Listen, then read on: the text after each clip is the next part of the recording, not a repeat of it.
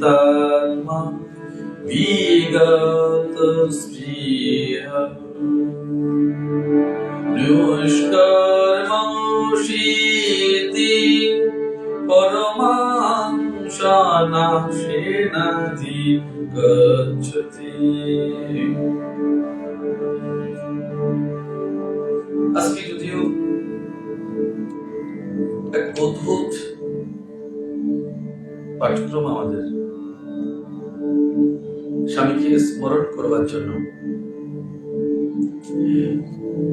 যদিও স্বামী বেঁচে নেই, তবু স্ত্রী স্বামীর দিনটিকে স্মরণ করবার জন্য বিবাহ বার্ষিকী দিনটাকে স্মরণ করছেন এবং এই জন্য আজকে ভাগবত কথার আয়োজন করেছে। আশ্চর্য বিষয়। আমি শত শত কোটি কোটি প্রণাম করি ওনাকে, ওনার কর্মের জন্য। বলছেন ভগবান যে কথাটা বলবো বলেছি, যে যিনি সকল বিষয়ে আসক্ত নন, যিনি জিতেন্দ্রীয়, যার কোনো আকাঙ্ক্ষা নেই, যিনি নিষ্কাম কর্মত্যাগ করে সবাই কর্মবন্ধন মুক্ত হন। একটা বিষয়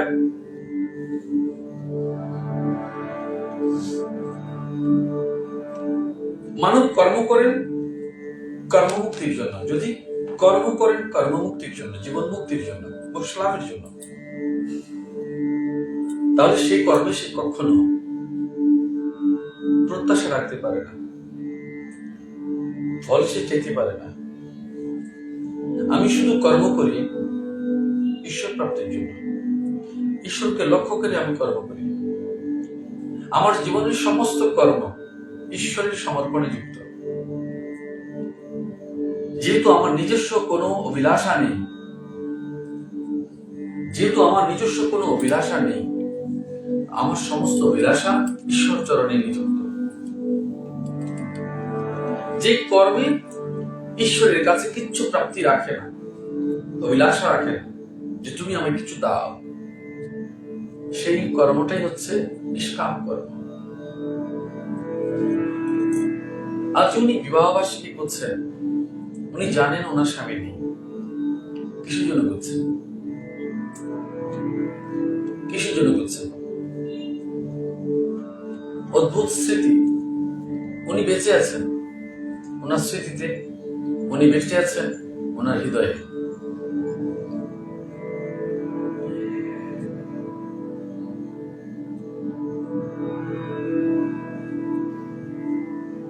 যদি নিষ্কাম কর্ম তুমি করো, যদি ঈশ্বরের কাছে দাবি না রাখো, তোমার সকল কর্মে যদি সংসার জীবনে দাবি না থাকে, আমায় কিছু দাও ফিরে,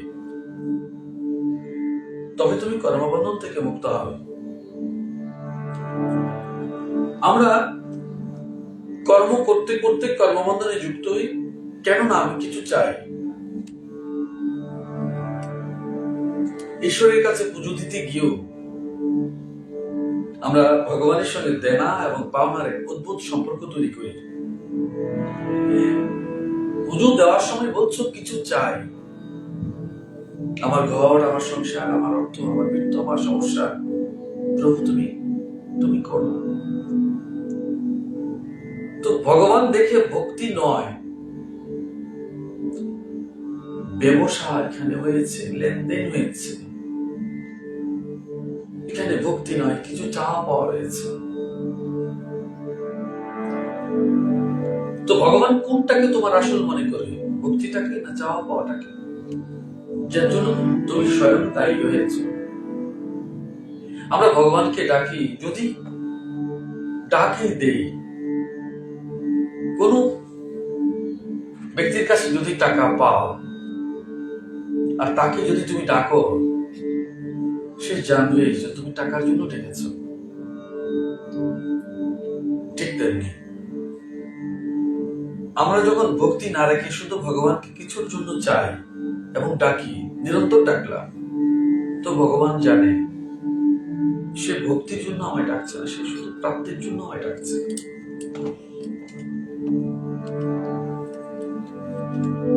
যার কারণে ভগবান তোমার ডাকে সাড়া দেয় না, আসে না।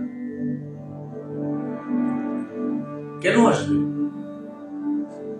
আমাদের জীবনে যত কর্ম করছে, সব কর্মের পেছনে কিছু না কিছু ফল আমরা চেয়ে বসি। এই জন্য ভগবান আমাদের কর্মে সাড়া দেন না, ডাকে সাড়া দেন না। হে অর্জুন, এইরূপে সিদ্ধ লাভ করে সাধক কিভাবে ব্রহ্মকে পান? কোন রূপে? যখন তুমি সেবাই করবে আর কিছু চাইবে না, তখন তোমার কাছে অদ্ভুত বিষয় ধরা দেবে। কি জানো? সমর্পণ। যতদিনই মানব দেহ আছে, এই মানব দেহ ভগবানের সেবায় নিয়োজিত হয়েছে। গোবিন্দকে সেবা দেব। কি বলেছিলাম? আমার মন দিয়ে সেবা দেব, আমার বাক্য দিয়ে সেবা দেব, আমার শরীর দিয়ে সেবা দেব। এই তিন রূপে আমি গোবিন্দকে সেবা দেব, তবে তো তাকে পাবো। যদি একটাও ছুটে যায়, তবে তোমায় প্রচেষ্টা করতে হবে। তুমি আর আসবে না, ঈশ্বর আর তোমার কাছে আসবে না। আমরা সব ঈশ্বরকে দেই, বলি তো যে ঈশ্বর আমি তোমায় সব দিলাম। বস্তুত ঈশ্বরকে আমরা কিছু দিলাম না, আমাদের শুধু দাবি জানালাম। আমরা ঈশ্বরকে বলি সব দিয়েছি, পুজো, প্রার্থনা, কীর্তনাদি সব করেছি। নীরব নিস্তব্ধ ভাবে খুঁজে দেখবে যে ঈশ্বরের কাছে শুধু আমরা নিজের দাবিটাই পেশ করেছি, আর কিছু করিনি। কি করেছি? শুধু ঈশ্বরের কাছে আমাদের দাবিটা পেশ করেছি, তুমি এটা দেবে, তুমি এটা দেবে, তুমি এটা দেবে।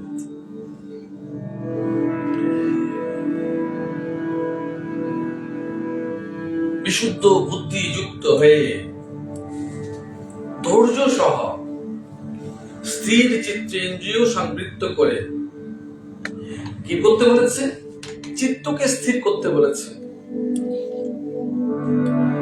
ইন্দ্রিয় সংবৃত্ত করতে, সমস্ত ইন্দ্রিয়গুলোকে। আমাদের কর্মেন্দ্রিয় তোমাকে নিরন্তর জ্বালাতন করবে, জ্ঞানেন্দ্রিয় তোমাকে প্রলুব্ধ করবে। এই দেখেছো, ওটা খেয়েছো, জিহ্বা রসনান্দ্রিয় তোমাকে প্রলুব্ধ করবে। মন সদা চঞ্চল তোমাকে অস্থির করে তুলবে। তাই স্থির চিত্তকে স্থির করতে বলেছে। যেখানে ভয়হীন অবস্থা আছে, মৃত্যুর ভয় থাকবে না। যে চিত্তে মৃত্যুর ভয় থাকে না, তবে সত্যি সত্যি তোমার ভয়হীন হয়েছে। অপমানের ভয়, মানের ভয়, মৃত্যুর ভয় যেদিন তোমার কাছ থেকে চলে গেছে, তুমি উপযুক্ততা পেয়েছ।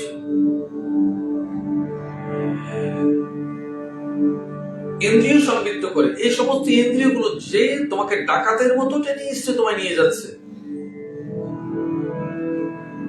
কোথায় তোমার কাছে নিচ্ছে? মন ইন্দ্রিয়, রসনা ইন্দ্রিয়, কামনা রূপ ইন্দ্রিয়, ওরা তোমায় কোথায় নিচ্ছে? ওরা সব ডাকাতের মতো তোমাকে সর্বস্ব লুট করেছে। তোমার ভক্তি লুট করেছে, ভালোবাসাকে লুট করেছে, প্রেমকে লুট করেছে, তোমার সুকুমার বৃত্তিটাকে লুট করেছে। নিয়ে তোমায় হাত পা বেঁধে, তোমার মন টন সব বেঁধে তোমায় কোথায় নিয়ে ছেড়েছে? অধর্মের কাছে নিয়ে ছেড়ে দিয়েছে। যারা তোমার জীবনের সবচেয়ে বড় শত্রু, তার কাছে গিয়ে তার কাছে গিয়ে তোমাকে তুলে ধরেছে। কারা তোমার জীবনের সবচেয়ে বড় শত্রু? ওরা কারা? দেশ, হিংসা, লালসা, বিদ্বেষ, ঘৃণা। ওদের কাছে গিয়ে তোমাকে নিয়ে পৌঁছে দিয়েছে। অধর্ম হাসছে, ধর্ম মাথা নিচু করে আছে। অধর্ম হাসছে, ধর্ম মাথা নিচু করে কলির আস্ফালন হয়েছে। আমি জয়ী হয়েছি, আমি জয়ী হয়েছি। কারণ অধর্মের কাছে দেওয়ার সঙ্গে সঙ্গে তোমার মনকে চঞ্চল করেছে, মনকে বিনষ্ট করেছে, ধৈর্যকে নষ্ট করেছে, সততা বিনষ্ট করেছে, সরলতাকে টুকরো টুকরো করে দিয়েছে, বিশ্বাসকে খণ্ডিত করেছে। ওরা বিজয় উল্লাস করছে। এইসব ছেড়ে যখন ইন্দ্রিয়কে কঠোর অনুশাসনে বন্দী করলে, তোমার গুরু মন্ত্রকে দিয়ে, ভগবানের মন্ত্রকে দিয়ে ওটাকে বেঁধে ফেললে, যে তুমি কিছুতেই নড়তে পারবে না, কিছুতেই তুমি আমায় ফাঁকি দিতে পারবে না, আমায় লুট করতে পারবে না। আমি আগেই কবচ ধারণ করে ফেললাম, নামের কবচ। কি করেছে? ঈর্ষা বিদ্বেষের নির্জন স্থানে, আমি বলেছিলাম বোধহয় যে ভগবানকে ডাকলে তো নির্জন ভাবে চুপ থাকবে। কেন চুপ থাকবে? মৌন থাকবে, একাকিত্ব লাভ করবে। ধর্ম দল বেঁধে হয় না, বলেছি আমি, ধর্ম দল বেঁধে হয় না। তোমার প্রেম, তোমার ঈশ্বর, তোমার নিষ্ঠা, তোমার ভক্তি, তোমার একাগ্রতা শুধু তোমার, তুমি এবং তোমার ঈশ্বর। এই যেন মাঝে যেন তৃতীয় জন না আসে। মনে রাখবে, তোমার এই সাধন পথে, তোমার জন্মে, তোমার বিবাহে, তোমার মৃত্যুতে, তোমার এই পুরো জীবন যাত্রায় কেউ চিরকাল তোমার সঙ্গে নয়। না আগে ছিল, না এখন আছে, না ভবিষ্যতে থাকবে। যারা তোমার জন্মের সঙ্গে ছিল আজ তারা নেই, যারা বিবাহের সময় ছিল আজ তারা নেই, যারা সুখের সময় ছিল তারা আজ নেই, যারা দুঃখের সময় ছিল তারাও আজ নেই। যেদিন তুমি ভগবানের নাম দীক্ষা নিয়েছো সেদিন তারা ছিল না, হয়তো ছিল, কিন্তু তোমার এই যাত্রাপথ শুধুমাত্রই তোমার, আর কেউ নয়। কোটি কোটি মানুষের মাঝেও যদি মনের মানুষ না থাকে, তুমি কথা বলবার লোক খুঁজে পাচ্ছ না। কোটি কোটি মানুষ আছে সংসার জীবনে তোমার আশপাশে, তবু যদি তুমি মনের মানুষ না খুঁজে পাও, তুমি কথা বলতে পারছো না, নিজেকে জগতে একা লাগছে। ঠিক অসংখ্য হাজার হাজার মানুষের মাঝেও নিজেকে নির্জন করে দাও, মৌন করে দাও, চুপ থাকো। আর এই একাকিত্ব জীবন, নিঃসঙ্গ জীবন তোমাকে খুব দ্রুতই ঈশ্বরের পথে তোমাকে টেনে নিয়ে যাবে। কিভাবে? তখন বাইরের শত্রুগুলো তোমার জীবন পথকে, সাধন পথকে, ধর্মের পথকে, একাকিত্বের পথকে আটকাতে পারবে না, ওরা আসবে না। যদি তুমি আশপাশে দেখো ওরা আমার আত্মীয় স্বজন, তো ওরা তোমায় টানবে, লেজ ধরে টানবে, আঁচল ধরে টানবে, তোমাকে তাদের মতো করে বিভ্রান্ত করবে। যেই নদীতে অসংখ্য ঢেউ, মাঝে কি করে বইটাকে শক্ত করে ধরে। তুমি জীবন নৌকাকে পার হওয়ার জন্য, ছোট্ট নৌকা, গুরুমন্ত্র রূপ বইটাকে হাতে নিয়েছ,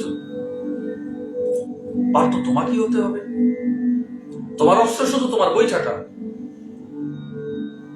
আর তোমার এই শরীর রূপ নৌকা দিয়ে, এই বইটা রূপ গুরু বীজ মন্ত্র দিয়ে তুমি এই পুরো জীবন সমুদ্রকে পার হবে। কেন জীবনটা সমুদ্র? কারণ একবার পতন হয়ে গেলে আর উঠে দাঁড়াতে পারবে না, মৃত্যু নিশ্চিত হয়ে যাবে। এজন্য সাধনের জন্য সর্বোৎকৃষ্ট একা, নির্জনতা, নীরবতা, নির্জনতা, নীরবতা এবং একাকিত্বতা। তবে তুমি যাবে।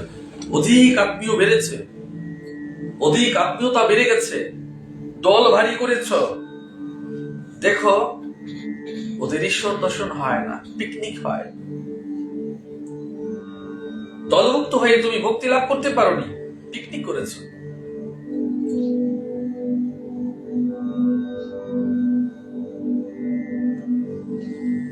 যতজন মানব দল করেছ, উৎসব করেছ, ভোজন করেছ, কিন্তু ঈশ্বর এতজনকে একসঙ্গে দর্শন দেয়নি, শুধু তোমাকেই দেবে, তোমারটা দেবে। এই জন্য তোমার ঈশ্বর সাধন শুধু তোমার, অন্য কারণ নয়। এই মাঝে কাউকে ঢুকাবে না, জীবন পথ চলবার সময় কাউকে টানবে না। তবে তুমি সত্যি সত্যি ভগবান দর্শনের জন্য উপযুক্ত হবে। তাহলে তুমি সাধুসঙ্গ করবে না? অবশ্যই করবে। সাধুসঙ্গ বস্তুত কিসের উৎসব? এক সততার উৎসব, প্রেমের উৎসব, ভালোবাসার উৎসব। সেখানে অবগাহন করবে, উপলব্ধি করবে, বিশ্বাস টিকাবে, তাদের কাছ থেকে শিখবে। কিন্তু উপাসনা তো তোমাকে স্বয়ং করতে হবে, ধ্যান তোমাকে স্বয়ং করতে হবে। যেই ব্যক্তি ধ্যান করছেন সে শুধু কেন নির্জনতা খোঁজেন, একা খোঁজেন কেন? তুমি যে রোজ নাম জপ করো, ওটা কি?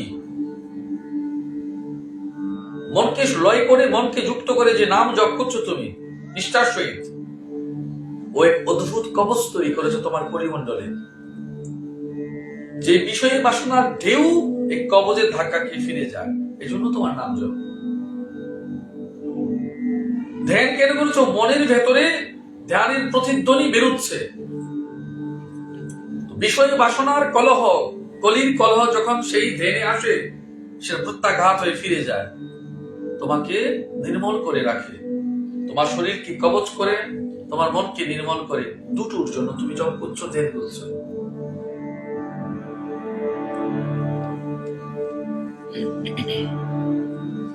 দেহ মনকে সংযুক্ত করবে। আমার এই দেহ সবচেয়ে বড়, এই ঘরের ভেতরে সবচেয়ে মজবুত হয়। ঘর কি করে মজবুত হয়? ফিলারের জন্য। আমার এই মনরূপ দেহের, এই পুরো দেহটার সাধন পথে যেতে গেলে শক্ত পিলারটির নাম কি? বিশ্বাস। আমার এই শক্ত ভিতটির নাম কি? পিলারটির নাম কি? বিশ্বাস। এই যে মাটি যেটাকে আমরা বেস তৈরি করি, সেটার নাম কি? ধৈর্য।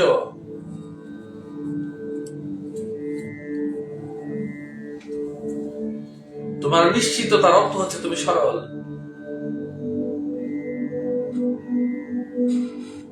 তাহলে কি বলছে? মন সেখানে কি হচ্ছে? মনকে কি বলা হচ্ছে? মনকে বলা হচ্ছে ঈশ্বরের মন্দির। মনটা হচ্ছে দেহের ভেতরে ঈশ্বরের জন্য নির্দিষ্ট করা মন্দির, মন মন্দির। মন মন্দিরে কে নিবাস করছে? গুরু ঈশ্বর, সে ভগবান কৃষ্ণ। তাকে তুমি প্রতিষ্ঠা করেছো, পূজন দিচ্ছ, যেটা তুমি দেখতে পাও না। মনকে দেখেছো? দেখোনি। কিন্তু মনকে নিয়ে জগৎ চলছে, মনকে নিয়ে জীবন চলছে, মনকে নিয়ে শরীর চলছে, মনকে নিয়ে ইন্দ্রিয়রা খেলা করছে। মনকে কেউ দেখেনি, কিন্তু মনকে সবাই অনুভব করছে। ইচ্ছা কিসের প্রতিক্রিয়া? মনের প্রতিক্রিয়া। দুঃখ কার প্রতিক্রিয়া? মনের।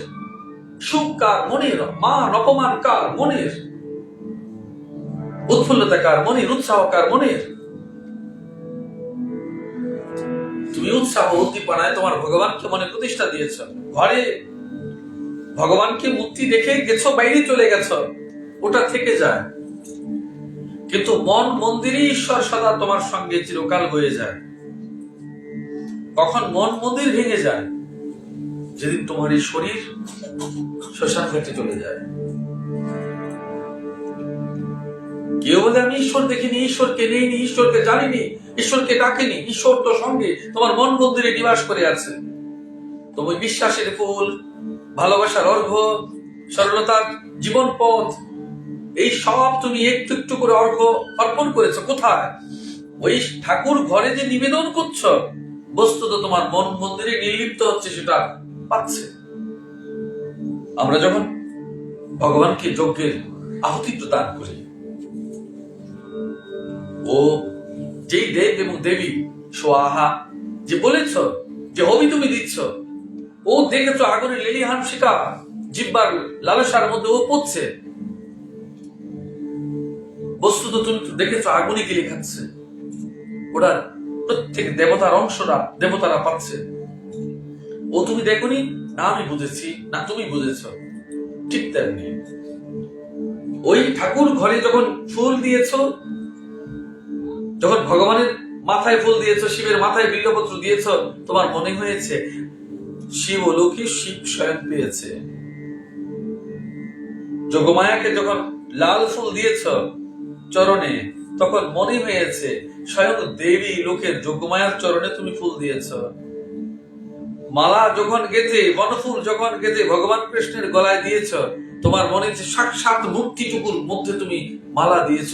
বৈকুণ্ঠে গোলকে ভগবান কৃষ্ণ যেন স্বয়ং মালা পেয়েছে। এই স্বরূপ অনুভূতিটুকু মিথ্যে নয়, কারণ তুমি হচ্ছে ঈশ্বরের প্রতিবিম্ব। তুমি যে ঈশ্বরের প্রতিবিম্ব, তুমি মুহূর্তে ভুলো। তোমার ভুল হতে পারে, ঈশ্বরের ভুল তো হয় না। তুমি না দেখতে পারো, ঈশ্বর তো তোমায় ঠিক দেখতে পায়। তুমি অনেকবার চেঁচিয়েছো, বলেছো, চিৎকার করেছো, কান্না করেছো, সব ঈশ্বর দেখেছে, প্রতিক্রিয়া দেয়নি। এই কারণে যে তুমি বুঝবে না। তোমার সঠিক সঠিক সময়ে হয়তো তোমায় নিয়ে যাবে, ফিরে যাবে, ডেকে নেবে। আমার ডাকে প্রেম ছিল না, আমার ডাকে স্বার্থ ছিল বলে ভগবান আসেনি। আমার কান্নায় অভিমান ভরা জল ছিল বলে ভগবান আসেনি। আমার কান্নাতে প্রেম ছিল না, অভিমান ছিল, তাই ঈশ্বর আসেনি। আমার সেবায় অহংকার ছিল বলে ঈশ্বর গ্রহণ করেনি। আমার সেবাতে ভাব ছিল না, ভক্তি ছিল না, তাই ঈশ্বর আসেনি। তোমার সেবার জন্য ঈশ্বর বাধ্য নয়, কিন্তু ঈশ্বর নির্লিপ্ত হয়ে তোমার মাঝে বসে সব দেখছে, আর তুমি দেখাচ্ছ, নিজেই জানো না। জীবন প্রত্যেকটি সময় পার হচ্ছে, মাঝে মাঝে করছো কি, বড় দীর্ঘ শ্বাস ফেললে। কার জন্য? ভগবান বলছে আয়। কি করছিস? হায়, কি করছিস? পুরো জীবন তো চলে যাচ্ছে, আত্মবিস্মৃত হয়ে আছিস আমায়। প্রত্যেক মানুষ মাতৃগর্ভের 9 মাসে আত্মজ্ঞান লাভ করে থাকে। প্রত্যেক মানুষ মাতৃগর্ভে 9 মাসের সময়ে আত্মজ্ঞান লাভ করে থাকে। লক্ষ লক্ষ জন্মের স্মৃতি তার মনে পড়ে। তবু মানব জন্মের পর সব ভুলে যায়। মনকে মায়া গ্রাস করে বলে জগৎ মোহে মন আচ্ছন্ন হয়ে ঈশ্বরকে বলে যায়। কার মোহে? জগৎ মোহে। আমরা কতটা স্বার্থপর জানো তুমি? তুমি বলো তোমার পাপ, তোমার ভালোবাসা নিষ্কাম, তোমার ভালোবাসা একেবারে সত্যি সত্যি ভালোবাসা, তোমার নিষ্কাম প্রেম তুমি বলেছ। আজই দেখো, যে গোলাপ গাছ তুলে এনেছ, যে গোলাপ ফুলটা আজ তুমি তুলে এনেছ, কাল বাসি হয়েছে বলে ফেলে দেবে। তার অনেক দাম দিয়ে গোলাপটা এনেছ, তুমি অত্যন্ত ভালোবাসো বলে, কাল বাসি হয়েছে বলে সেটাকে ফেলে দেবে। গাছের সর্বোৎকৃষ্ট সবচেয়ে সুন্দর ফুলটাকে আজ তুমি খোপায় দিয়েছ, কাল শুকিয়ে গেছে বলে ফেলে দেবে। তো ভালোবাসা টিকে রয়েছে, অমর হয়েছে। তুমি বলো ভালোবাসা অমর হয়েছে, প্রেম অমর হয়ে রয়েছে তোমার মাঝে। ও তো ফেলে দিয়েছ। রোজ ঈশ্বরকে ফুল দিচ্ছ, রোজ ফেলে দিচ্ছ। তোমার প্রতিদিনের ভালোবাসা ফেলে দিচ্ছে একটি একটি করে। জলের স্রোতে, মাটির স্রোতে, মাটির টানে পড়ে যাচ্ছে, ধুলায় মিশে যাচ্ছে। অনুভব করেছো? করনি। তাহলে ফুলকে ভালোবাসবার পরও যদি মাটির ধুলায় মিশে যায়, ভালোবাসার ফুল জলে হারিয়ে যায়, যাকে এত বিশ্বাস করে প্রেম সহকারে তুমি এনেছিলে, তো ঈশ্বরকে কেন মনে রাখতে বলো? বিশ্বাস কেন তোমার হয়েছে? ফুলকেই তো ফেলে দিলে। কিন্তু মা, আমরা কেন ভগবানকে ফুল দিয়েছি? মনকে তো খুলে দিতে পারিনি, তাই ফুলকে তো দিলাম। যদি পারতাম মনকে খুলে দিতাম, মনকে খুলে দিতে পারিনি বলে আমি শুধু ফুলকে অর্ঘ্যরূপ করে দিয়েছি। প্রভু, মনকে তো খুলে দিতে পারিনি, তাই ফুলকে তোমার চরণে দিলাম। ওটাই আমার মন ছিল।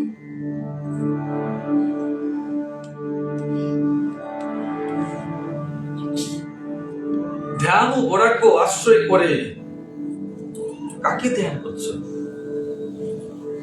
আমরা সারাদিন ধ্যান করবার জন্য প্রযত্ন হই, কিন্তু ধ্যানের ধ্যেয়কে খুঁজে পাই না।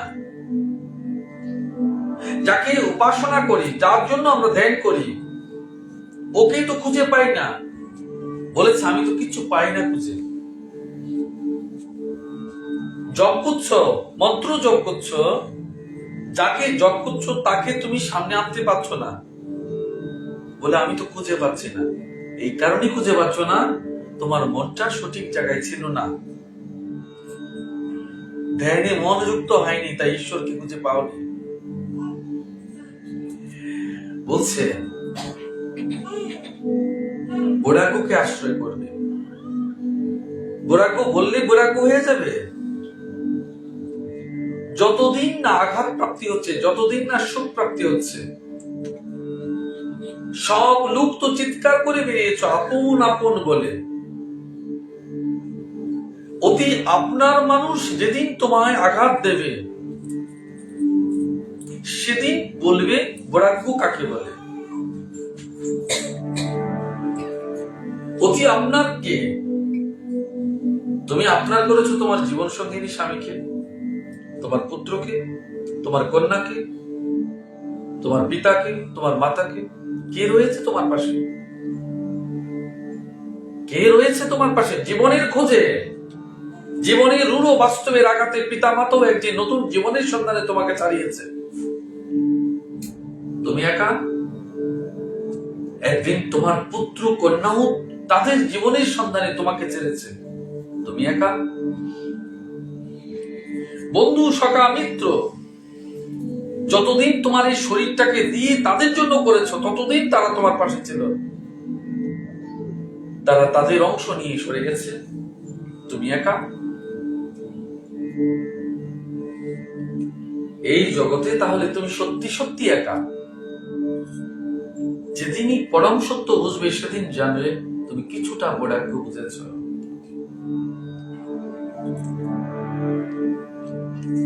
এত আপনের মাঝে যখন আপন খুঁজতে গেছ, আর যখন হতাশায় ভুগেছ, চোখে জল পড়েছে, তখন জানবে তোমার বৈরাগ্য এসেছে। সবচেয়ে কখন বেশি কেঁদেছ? যেদিন স্বামী চলে গেছে, যেদিন পুত্র চলে গেছে, যেদিন পিতা মারা গেছে, যেদিন মাতা মারা গেছে। মাতৃসুখ ভুলেছ, পিতৃসুখ ভুলেছ, স্বামীর সুখ ভুলেছ, কিন্তু পুত্র সুখ বলতে পারোনি তুমি। ওই সম দুঃখ যেদিন পাবে, সেদিন তুমি জানবে তোমার বৈরাগ্য হয়েছে। নচেত বৈরাগ্যকে উপলব্ধি করবার জন্য জীবনের প্রতিটি ক্ষণ, যদি অপমানের ঘা প্রতিদিন খেয়ে থাকো, সত্যের জন্য অপমান পেয়েছ, সত্যের জন্য দুঃখ ভোগ করেছ, সেদিন জানবে বৈরাগ্য কাকে বলে। মানুষ তো সংসারকে টিকিয়ে রাখবার জন্য, সংসারের স্বার্থ রক্ষা করবার জন্য অপমান পায়, ওটাকে প্রবোধ দেওয়া যায়। কিন্তু যখন জানবে যে শুধু ভগবানকে ডাকতে গিয়ে অপমানিত হয়েছ বারবার, তখন দুঃখ কার কাছে বলবে? কার কাছে দুঃখ বলবে? তখন একমাত্র রাস্তা ঈশ্বরকে, ভগবানকে বলবার ছাড়া আর তোমার বলবার থাকবে না। যদি আমি প্রশ্ন করি, প্রভু, আমি তো তোমাকে ডাকতে গেলাম, তোমার কথা বলতে গেলাম, ওরা যারা আপনার করে মেনেছি, যাদের আপনার করে ধরেছি, আপনার করে মেনেছি, যারা আমায় অপমান করতে একটু দ্বিধা করলো না, তুমি তার কাছে কি জবাব দেবে বলো? প্রেক্ষাপট ধরো, কেন? তোমার অপরাধ ছিল তুমি গোবিন্দের নাম করতে গেছো, তোমার অপরাধ ছিল তুমি হরিনাম করেছ, তোমার অপরাধ ছিল তুমি তীর্থক্ষেত্রে গেছো, তোমার অপরাধ ছিল তুমি সেবা দিতে গেছো, তোমার অপরাধ ছিল তুমি সামনে মৃত্যু আছে জানিয়ে দিয়েছ।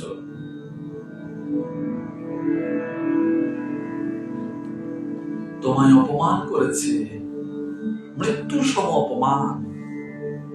কেন তুমি নীরবে শুনেছ? এই কারণে যে আমি মান অপমান গোবিন্দের চরণে ছেড়েছি। যারা করেছে, ঈশ্বর তুমি তাদের মঙ্গল করো, তাদের সুখী করো।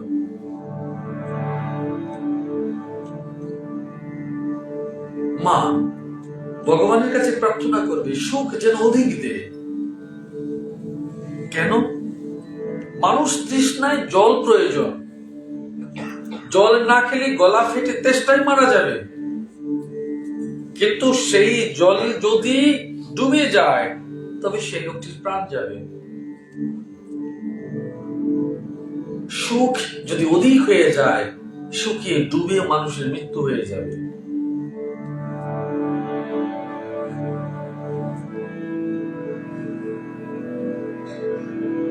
অহংকার, দল, দর্প, বল, দর্প, মমত্ব, কাম, ক্রোধ, পরদ্রব্য ত্যাগ করে মনকে শান্ত করলে তুমি ব্রহ্মভাব পাইবার উপযুক্ত। শান্ত। অহংকার কি? অভিমান কি? তোমার সংসার মায়া কে? তোমার ক্রোধ অগ্নি সম ক্রোধ কে? এ তো তোমার ছিল না, ওরা এসে জুড়েছে তোমার জীবনে, তোমার শরীরে ওরা বাসা বেঁধেছে। পরজীবী, মনকে বিনষ্ট করবার জন্য, প্রাণকে আহত করবার জন্য, বিশ্বাসকে বিনষ্ট করবার জন্য, তোমার সচল পথকে অচল করবার জন্য ওরা এসেছে। ওরা কারা? যারা তোমার ঈশ্বরকে তোমার কাছ থেকে সরিয়ে নিয়েছে, ওরা তারা। অহংকার, অভিমান, ওরা কারা? তোমার গুরুকে তোমার কাছ থেকে আলাদা করেছে, তোমার ঈশ্বরকে তোমার কাছ থেকে আলাদা করেছে, তোমার রাধারানীকে তোমার কাছ থেকে আলাদা করেছে। ওরা তারা। তুমি দেখে তো ওরা তো মূর্ত মানব, বস্তুত ওরা মানব নয়, ওরা এক একজন অভিমান, অহংকার।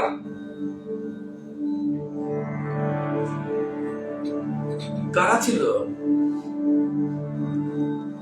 দুর্যোধন, কর্ণ, অশ্বত্থামা, জয়দ্রথ, ওরা কারা? ওরা এগুলোর প্রতীক ছিল।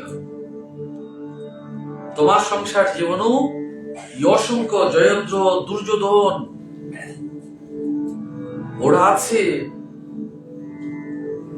যারা তোমাকে তোমার গুরু থেকে আলাদা করেছে, তোমাকে তোমার ঈশ্বর থেকে আলাদা করেছে, তোমাকে তোমার ধর্ম থেকে আলাদা করেছে, তোমাকে তোমার গোলক থেকে আলাদা করেছে, তোমার বৃন্দাবন থেকে আলাদা করেছে,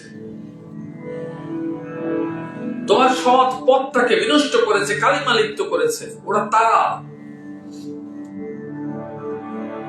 ওদের জানবে, ওরা পরজীবী, তোমার জীবনে এসে বাসা বেঁধেছে।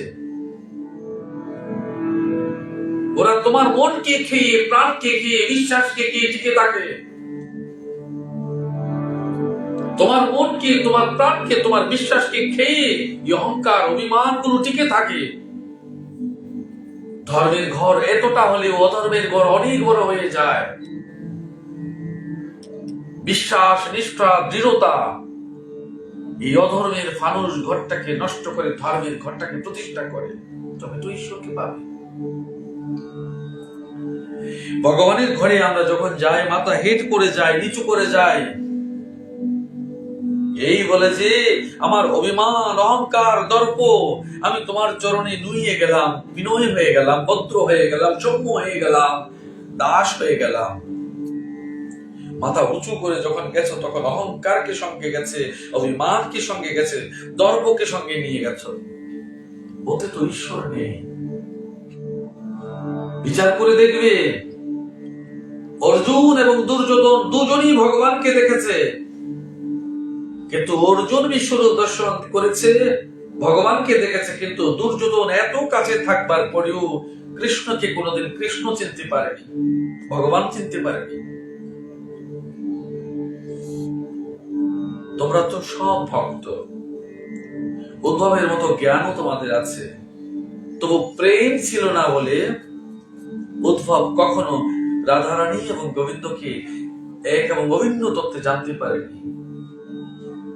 যখন প্রেম হয়েছে তখন জেনেছে।